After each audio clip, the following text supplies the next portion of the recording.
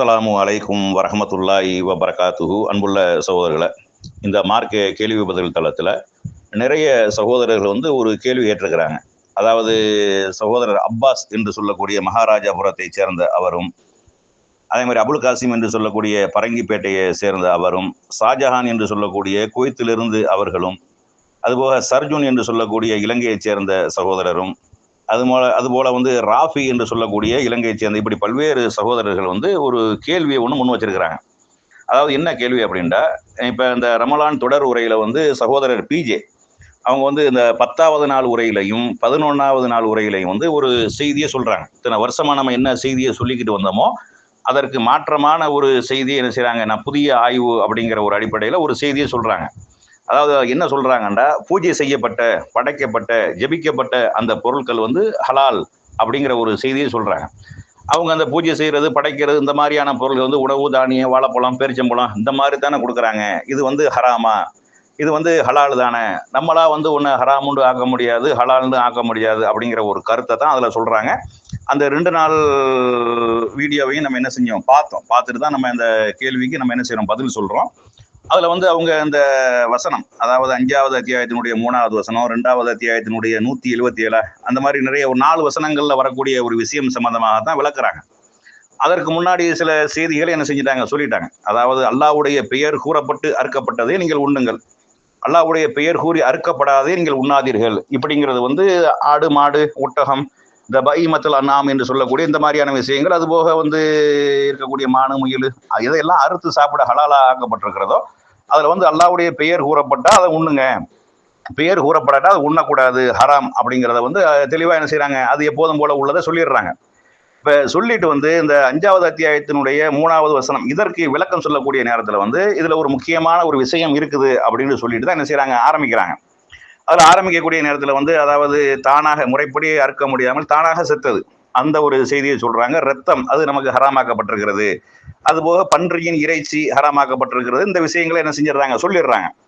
சொல்லிட்டு வமா உஹில்ல லிகைரில்லாஹி பிஹி அப்படிங்கிற அந்த வசனத்துக்கு விளக்கம் சொல்லக்கூடிய நேரத்துல அதை அவங்களே என்ன செய்யறாங்க, சொல்றாங்க. இந்த வமா உஹில்ல அப்படின்னு வரக்கூடிய விஷயம் இந்த அறுக்கப்படுறது சம்பந்தமாக உள்ளது கிடையாது.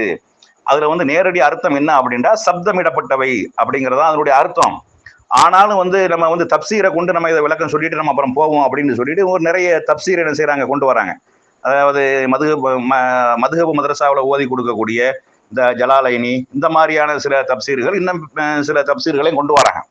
இதுக்கு அவங்க என்ன விளக்கம் கொடுக்குறாங்க அப்படின்னா, இது அல்லாஹ் அல்லாதவர்களுக்காக அறுக்கப்பட்டதுதான் என்று அவங்க என்ன செய்யறாங்க, விளக்கம் கொடுக்குறாங்க அப்படிங்கிற ஒரு செய்தியை மையமாக வைத்து இப்ப இது சொல்லக்கூடிய விஷயம் என்னன்னா, அல்லாஹ் அல்லாதவர்களுக்காக அறுக்கப்படக்கூடிய விஷயம் பத்தி தான் பேசுது, அது அல்லாத மற்ற விஷயங்களை பத்தி இது பேசவில்லை, அதனால மற்றதெல்லாம் ஹராம் கிடையாது, ஹலால் அப்படிங்கிற ஒரு செய்தியை என்ன செய்யறாங்க, சொல்றாங்க.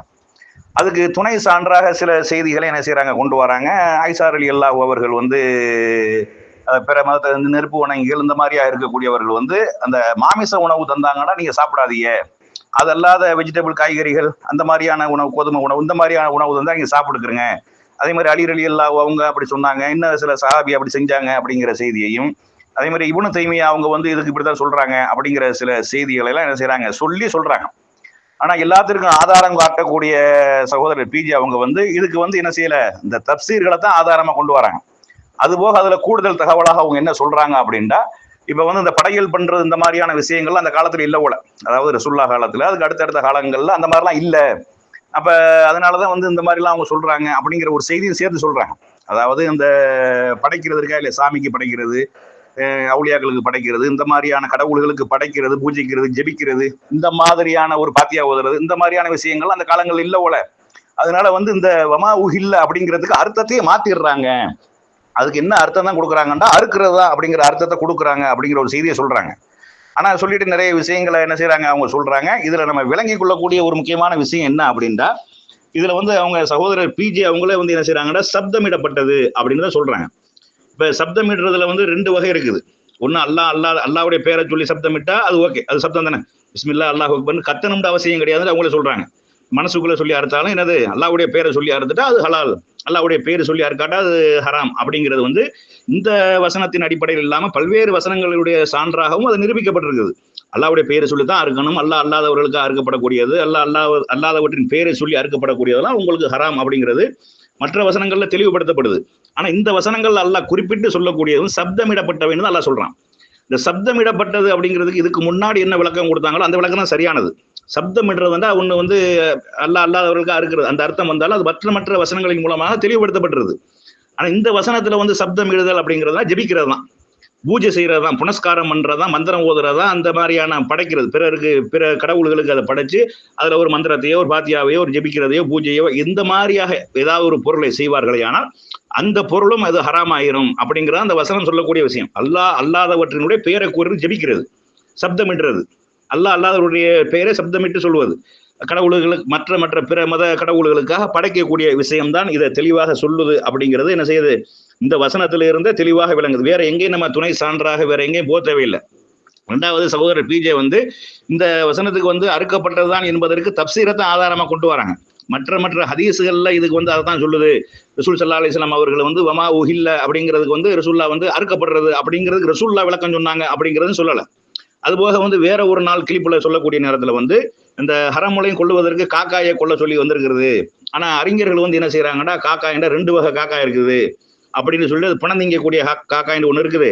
நம்ம நாட்டுல வாழக்கூடிய காக்கா இருக்கா இல்லையா, மக்களோடு மக்களா பழகி வாழக்கூடிய காக்கா, அந்த காக்காயை சொல்லல அப்படிங்கிற ஒரு செய்தியும் சொல்லிட்டு சொல்றாங்க. ஆனா ரசூல் ஸல்லல்லாஹு அலைஹி வஸல்லம் வந்து எந்த காக்காயின்னு விளக்கப்படுத்தல. ஆனா அறிஞர்கள் தான் என்ன செய்யறாங்க, விளக்கப்படுத்துறாங்க அப்படிங்கிற ஒரு செய்தியை சொல்றாங்க. ஆனா இதுக்கு வந்து வமா உஹில்ல அப்படிங்கிறதுக்கு வந்து அறிஞர்கள் தான் அந்த காலத்தில் வாழ்ந்த அரபு பிரதேசங்களில் வாழ்ந்த அவர்களுக்கு இந்த பூஜை புனஸ்காரங்கள், இந்த மந்திரம் ஓதுறது, ஜெபிக்கிறது, படைக்கிறது, இந்த மாதிரியான அந்த காலங்கள்ல அந்த மக்களிடத்தில் இல்லாத ஒரு வழக்கமாக இருக்கக்கூடிய காரணத்தினால அது அவர்களுக்கு தெரியல போல அப்படிங்கிறதையும் சேர்த்து சொல்றாங்க. ஆனா இதுல வந்து சப்தமிடப்படுதல் அப்படிங்கிறதா அவருடைய பிரதான அர்த்தம், இதனுடைய நேரடி அர்த்தம் சப்தமிடுதல் அப்படிங்கிறதான் பிரதான அர்த்தம் அப்படின்னு சொல்லிடுறாங்க. அப்ப அல்லாஹ் வந்து எதையும் மறக்கக்கூடியவன் இல்லை தானே. அப்ப தெளிவா வந்து வசனங்கள் இருக்குது, அல்லாதவர்களுக்கு அறுக்கக்கூடாது, அல்லாதவர்களுக்கு அறுக்கப்படக்கூடிய சபிக்கப்பட்ட இந்த மாதிரியான நிறைய செய்திகள் வருது. அதே மாதிரி புவனா என்று சொல்லக்கூடிய ஒரு இடத்துல கூட ஒரு ஒட்டகத்தை நேர்ச்சி செய்ய வேண்டியிருப்பாரு. அப்போ அல்லாவுக்காக தான் இருக்கணும்னு நினைச்சிருப்பாரு. இருந்தாலும் அது பிற மதத்தவர்கள் வழிபடக்கூடிய வழிபாட்டு தலங்களோ அவர்கள் வந்து கொண்டாடக்கூடிய விழாக்கள் நடக்கக்கூடிய இடங்களோ இருக்குதானே ரசூலா கேட்கறாங்களா இல்லையா. அப்ப அல்லாவுக்காக அறுக்கிறதாக இருந்தாலும் அது பிற மதத்தவர்கள் வழிபடக்கூடிய இடங்களாக கூட இருக்கக்கூடாது அப்படின்லாம் மார்க்கம் சொல்லுது. ஆனா அந்த படைக்கப்படுறது விஷயமா தான் இந்த வசனம் பேசுது. இந்த வசனம் சொல்லக்கூடிய விஷயம் படைக்கப்படுதல், சப்தமிடுதல், இந்த முணங்குறாங்களா இல்லையா, ஓம் அப்படின்னு சொல்றாங்களா இல்லையா, அந்த மாதிரி அவங்களும் சொல்றாங்க. இந்த மாதிரி உள்ளதான் அது சொல்லுது. ஃபாத்தியா அப்படின்னு சொல்லிட்டு ஆரம்பிச்சா பரக்கத்து வந்துருச்சு, அவுலியாக்களின் பேரால் படைக்கப்பட்டுருச்சு, அது புனிதமாயிருச்சு இப்படின்னு சொல்றாங்களா இல்லையா. இந்த உணவுகள் சம்பந்தமாக தான் இந்த செய்தி சொல்லுது தெளிவாகவே. இந்த வசனம் வேற எங்கேயும் வேற துணை ஆதாரம்லாம் தேவையில்லை. ஏன்னா இதுல வந்து அறுக்கப்படுறது சம்பந்தமாக இல்ல அப்படிங்கிறது தெளிவாயிருது. அதுக்கு ரசூல் ஸல்லல்லாஹு அலைஹி வஸல்லம் அவர்கள் வமா உஹில்ல அப்படிங்கிறதுக்கு அறுக்கப்படுதல் தான் அப்படிங்கிற அவங்க விளக்கமும் சொல்லல. அது போக வந்து ரசூல் ஸல்லல்லாஹு அலைஹி வஸல்லம் அவங்களுடைய காலத்துக்கு பின்னாடி வாழ்ந்தவர்கள் காலத்துல வந்து இந்த மாதிரியான பூஜை புனஸ்காரங்கள் படைக்குதல் போன்ற கருத்து இல்லாத காரணத்தினாலதான் அவங்க வந்து நீங்க மாமிச உணவு தான் சாப்பிடாதீங்க, சாதாரண உணவு இருந்தாங்கன்னா அவங்க படைக்க மாட்டாங்கல்ல. படைக்கிறது அவங்களுக்கு இல்ல. இது படைக்கிறது தான் அதோட அர்த்தமான ஆயிஷா ரலியல்லாஹு அன்ஹா இருக்கட்டும், அலி ரலியல்லாஹு அவர்களா இருக்கட்டும், அவர்கள் காலத்துல அது இல்லாத காரணத்துல அவங்களுக்கு தெரியல. ஆனா அல்லாவுக்கு எல்லாம் தெரியும் தானே. அப்ப அல்லாவுக்கு எல்லாம் அறிந்தவன் அல்லாஹ் இருக்கக்கூடிய காரணத்தினால இந்த இடத்துல பிரத்யேகமாக இந்த 4 வசனங்கள்லையுமே இதே வார்த்தையை பயன்படுத்தலாம். அல்லாதவருடைய பெயர் கூறப்பட்டது. அது வந்து அறுக்கப்பட்ட விஷயங்கள் சொல்லப்படல. அது வந்து படைக்கப்படக்கூடிய, பூஜை செய்யப்படக்கூடிய, புனஸ்காரம் செய்யப்படக்கூடிய, அது ஜெபிக்கக்கூடிய, மந்திரம் ஓதி அதுக்கு புனிதம் ஏற்றப்படக்கூடிய, இப்படி கடவுள்களுக்காக பிற மத கடவுள்களுக்காக படைக்கக்கூடிய அல்லது பிற மனிதர்களுக்காக படைச்சதுல பரக்கத்து புண்ணியம் என்று சொல்லப்படக்கூடிய அந்த உணவு சம்பந்தமாகத்தான் இது சொல்கிறது என்பது இந்த வசனமே தெளிவாக சொல்கிறது அப்படிங்கிறதா நம்மளுடைய கருத்து. இது வந்து அவங்களுடைய கவனத்துக்கு போகுதோ இல்லையோன்னு தெரியல. அல்லாதவர்களுக்காக அறுக்கப்பட்டது எப்படி ஹராமோ அதே மாதிரி அல்லாதவர்களுக்காக படைக்கப்பட்டதும் ஹராம் தான். அவர்களுக்காக ஜெபிக்கப்பட்டது, பூஜிக்கப்பட்டது, அவுலியாக்களின் பேரால் அறுக்கப்பட்டது, அவுலியாக்களின் பேரால் வந்து படைக்கப்பட்டது, பாத்தியா ஓதப்பட்டது, இந்த பொருள்களும் ஹராம். இது வந்து அந்த ஹலால் ஹராம் விஷயமாக வந்து நேரடியாக வந்து அறுக்கப்பட்ட உணவுகளும் அல்லாவுடைய பேர் சொல்லப்படாத உணவுகள் எப்படி ஹராமோ அது மாதிரி அல்லாதவர்களுக்காக படைக்கப்பட்டதும் ஹராம் தான் அப்படிங்கிறது என்ன செய்யணும், தெளிவாக நம்ம விளங்கி கொள்ளணும். அதனால வந்து இந்த கருத்து வந்து சரியான கருத்து இல்லை. சகோதரர் பிஜே சொல்லக்கூடிய இந்த கருத்து வந்து சரியான கருத்து இல்லை. இதுவரைக்கும் நம்ம ஏகத்துவம் சொல்லக்கூடிய நாம என்ன கருத்தை நம்ம சொல்லியிருந்தோமோ அதுதான் சரியான கருத்து. இந்த வசனமும் அதைத்தான் சொல்கிறது அப்படிங்கிறதான் இதுல நம்ம உறுதியாக சொல்லக்கூடியது. அது போக வந்து சில விஷயங்களை சொல்றாங்க. மேலதிகம் என்ன சொல்றாங்கண்டா, இப்ப ரோடு போடும்போது பூஜை பண்றாங்க, அது போடும்போது பூஜை பண்றாங்க, இதெல்லாம் வந்து சாப்பிடக்கூடிய விஷயங்களை இது வந்து இந்த இடத்துல பேச வேண்டிய அவசியமே கிடையாது. இது சாப்பாடு விஷயமா பேசக்கூடிய நேரத்துல ரோட்டுக்கு பூஜை போடுறது, ஏரோப்ளேன் பறக்கிறதுக்கு பூஜை போடுறது, இது இங்க தேவையற்ற விஷயங்கள். ஆனா அது போக வந்து சில செய்திகளை சொல்றாங்க. இப்ப நெல் விவசாயம் பண்ணக்கூடிய நேரத்துல அவங்க வந்து பூஜை செஞ்சுட்டு தானே விதைக்கிறாங்க அப்படின்னு சொல்றாங்க. இதுக்கு நம்ம ஏற்கனவே அழகான விளக்கங்கள் கொடுத்திருக்கிறோம். என்ன கொடுத்திருக்கிறோம்? அவங்க வந்து ஒரு கடவுளுக்கு என்று படைத்து விட்டார்களே, ஆனால் அது வியாபாரமாக ஆக்க மாட்டார்கள். அப்ப வியாபாரமாக ஆக்கவில்லை என்றால் அவர்கள் ஒரு இறைவனை நம்பி இருக்கிறாங்க. ஏதோ ஒரு கடவுள் நம்பி இருக்கிறான், கடவுள் நம்பாதவன் இருக்கிறான். மகசூல் அதிகமாகணும், விவசாயம் அதிகமாகணும் அப்படிங்கிறதுக்காக அவன் ஒரு பிரார்த்தனை பண்றான். அவன் எந்த கடவுளை நம்புறான், அந்த கடவுளை பிரார்த்தனை பண்றான். அது வந்து அவன் செய்யக்கூடிய ஒரு பிரார்த்தனை தான். அதுக்காக அந்த பொருள் வந்து படைச்சு மக்களுக்கு இலவசமாக அந்த மாதிரி கொடுக்கக்கூடிய விஷயம் கிடையாது. அப்ப அதுக்கு நீங்க சொல்லக்கூடிய இந்த ரோடு போடுறது, வீடு கட்டுறது, பூமி பூஜை போடுறது, இதுக்கும் அதுக்கும் சம்பந்தம் இல்லை அப்படிங்கிறது என்ன செய்யுது, அதுல தெளிவாக விளங்குது. இது நீங்க சொன்ன அடிப்படையில வந்து அந்த வமா உஹில்ல அப்படிங்கிறதுக்கு நேரடியாக அறுக்கப்படுறது என்ற ஆதாரம் இல்லை. அது ரசூலுல்லாஹ்வும் சொல்லவில்லை. அது இமாம்கள் வந்து தப்சீர்ல தான் என்ன செய்யறாங்க, கொண்டு வராங்க. அது நமக்கு தெளிவான சான்று கிடையாதுன்னு. சஹாபாக்கள் சொன்னாலே ஏற்றுக்கொள்ள கூடாதுண்டா, தப்சீர்ல வரக்கூடிய அறிஞர்கள் சொன்ன விஷயங்கள் நம்ம ஏன் ஏற்றுக்கொள்ள வேண்டும்? அவங்க அந்த பகுதிகளில் வாழ்ந்த விஷயங்களை அவங்க சொல்றாங்க. அதுபோக இந்த வசனத்துக்கு இதுதான் அர்த்தம் என்பதை மாற்றப்பட்டுட்டாங்க, இப்படித்தான் வசனம்னு மாத்திட்டாங்க அப்படிங்கிறிய. அவங்க எப்படி மாற்ற முடியும்? அல்லாஹ் வந்து ஒரு எக்காலத்துக்கும் பொருந்தக்கூடிய வாசத்தை போட்டிருக்கிறான். ஒவ்வொரு பகுதியில் வாழக்கூடியவர்கள் ஒவ்வொரு கலாச்சாரத்தில் இருப்பாங்க. எந்த கலாச்சாரத்தில் இருந்தவர்களா இருந்தால் அல்லாஹ்வுடைய பேர் சொல்லி அறுக்கப்பட்டதை நீங்க சாப்பிடுங்கள். அல்லாஹ் அல்லாதவருடைய பேர் சொல்லி அறுக்கப்படுமையா, அது சாப்பிடக்கூடாது. அது மாதிரி அல்லாஹ்வுக்காக நேர்ச்சி செய்யறது, அல்லாஹ்வுக்காக படைக்கிறது, அல்லாஹ்வுக்காக நம்ம கொடுக்குறோமா இல்லையா, அந்த உணவு ஹலால். அதுபோக அல்லாஹ் அல்லாதவர்களுக்காக படைக்கிறது, ஜபிக்கிறது, பாத்தியா ஓதி அது புனிதம் ஏற்றி கொடுக்கிறது, இது எல்லாம் தெளிவாக ஹராம் என்பதை இந்த வசனமே தெளிவாக சொல்கிறது. அப்படிங்கிறது என்ன செய்யணும், விளங்கி கொள்ள வேண்டும். இதுதான் நம்ம சகோதரர்களுக்கு சொல்லக்கூடிய பதில்.